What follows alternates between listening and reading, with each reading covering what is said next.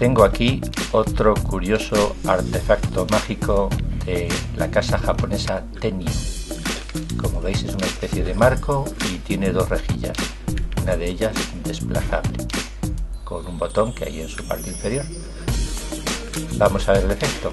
Consiste en que metemos una carta totalmente normal que se puede dar a examinar, la encajamos en el interior del marco, como vemos, moviendo una rejilla podemos ocultar o hacer que se vea la carta.